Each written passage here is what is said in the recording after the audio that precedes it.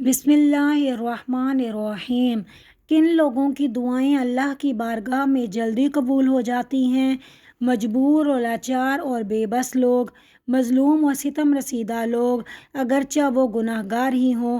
ایک روایت آتی ہے کہ اگرچہ وہ کافر ہی ہوں۔ باپ کی دعا اپنی اولاد کے لیے، عادل امام کی دعا، عدل و انصاف کرنے والے خلیفہ یا بادشاہ یا حکمران کی دعا اپنی رعایا کے لیے قبول ہوتی ہے۔ ہر نیک آدمی کی دعا قبول ہوتی ہے۔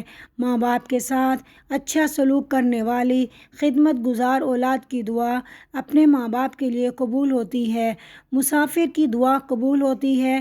روزہ دار کی دعا روزہ افطار کرنے کے وقت قبول ہوتی ہے۔ ایک مسلمان کی دعا اپنے دوسرے مسلمان بھائی کے لیے اس کی غیر موجودگی میں مانگی جائے تو وہ بھی قبول ہوتی ہے۔ ہر مسلمان کی دعا جب تک کہ وہ کسی پہ ظلم کرنے یا قطع رحمی کی دعا نہ کرے، دعا کر کے اظہار مایوسی یا شکایت کے طور پر یہ نہ کہے کہ میں نے دعا مانگی تھی وہ قبول ہی نہیں ہوئی۔ اللہ تعالیٰ کے عذاب جہنم سے کچھ آزاد کردہ بندے ہیں جن میں سے ہر ایک کی دعا دن رات میں ایک دعا ضرور قبول ہوتی ہے۔ صحیح دعا حاجی کی ہوتی ہے یہاں تک کہ وہ اپنے گھر حج سے واپس آ جائے۔ کچھ حالتیں ایسی ہیں جن میں دعا ضرور قبول ہوتی ہے۔ نماز کی اذان ہونے کے وقت، یعنی اذان سننے، اذان کا جواب دینے اور اذان کی دعا پڑھنے کے بعد دعا کرے۔ اذان اور تکبیر کے درمیان، یعنی اذان و اقامت کے درمیان جہاں بھی موقع مل جائے دعا کرے۔ جو شخص کسی مصیبت یا سختی میں گرفتار ہو، حی علی الصلاۃ، حی علی الفلاح کے بعد دعا کرے۔ اللہ کی راہ میں جہاد میں صفیں باندھنے کی حالت میں دعا کرے۔ جب گھمسان کی جنگ ہو رہی ہو، ایک دوسرے پر حملے کر رہے ہوں، اس حالت میں دعا کرے۔ فرض نمازوں کے بعد، یعنی جماعت سے نماز پڑھے اور سلام پھیرنے کے بعد دعا کرے، اور نماز میں سجدے کے اندر مگر وہی دعا مانگے جو قرآن و حدیث میں آئی ہو۔ قرآن کریم کی تلاوت سے فارغ ہونے کے بعد کی دعا، خاص کر ختم قرآن کے بعد، خواہ خود ختم کیا ہو خواہ کسی دوسرے نے کیا ہو، خاص طور پر قرآن ختم کرنے والے کی دعا قبول ہوتی ہے۔ زمزم کا پانی پینے کی حالت میں دعا قبول ہوتی ہے۔ مرنے والے کی جاں کنی کے وقت خود مرنے والا بھی دعا کرے اور حاضرین بھی دعا کریں۔ اسی طرح میت کے پاس آنے کے وقت دعا کریں۔ ملک کی اذان کے وقت، یعنی ملک کی اذان سن کر دعا کرے۔ مسلمانوں کی دینی اجتماعات میں ان مسلمانوں کے ساتھ یا تنہا دعا کرے۔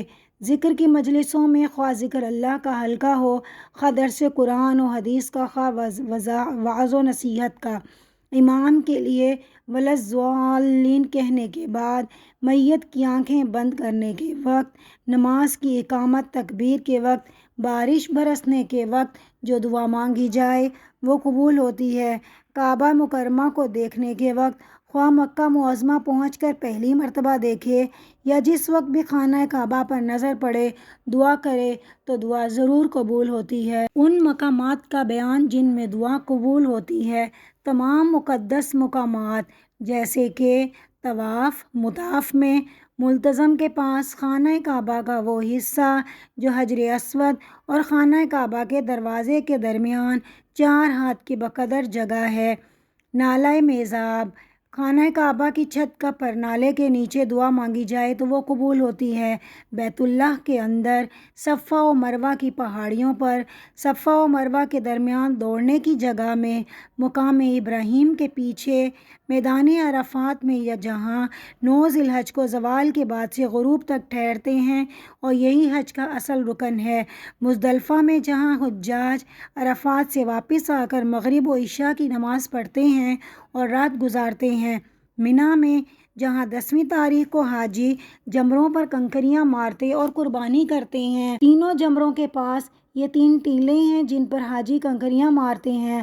اگر نبی صلی اللہ علیہ وآلہ وسلم کے روضہ اقدس کے پاس دعا قبول نہیں ہوگی تو پھر کس جگہ ہوگی؟ روضہ اقدس رسول اللہ صلی اللہ علیہ وآلہ وسلم تو دعا قبول ہونے کا وہ مقدس مقام ہے کہ یہ تو سر فہرست سب سے شمار ہونا چاہیے۔ ملتزم کے پاس دعا کی قبولیت کی ایک حدیث مسلسل بھی مکہ کے راویوں سے پہنچی ہے۔